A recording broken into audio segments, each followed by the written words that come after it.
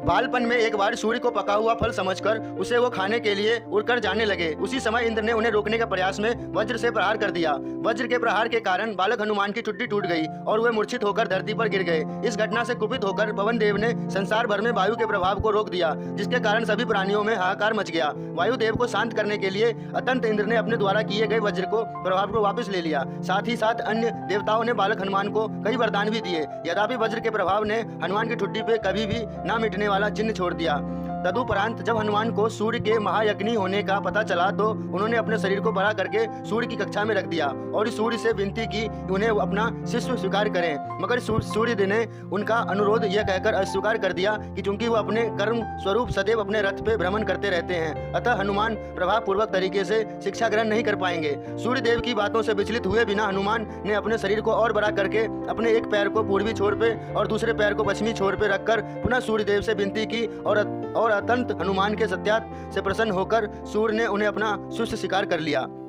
तदोपरांत हनुमान ने सूर्य देव के साथ निरंतर भ्रमण करके अपनी शिक्षा ग्रहण की।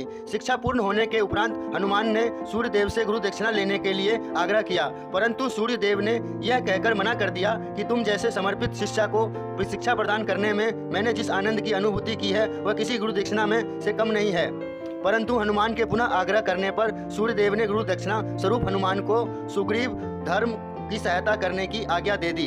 हनुमान के इच्छा अनुसार सूर्यदेव को हनुमान को शिक्षा देना सूर्यदेव को अनंत अनादि नित्य अविनाशी और कर्म साक्षी होने का वर्णन करता है।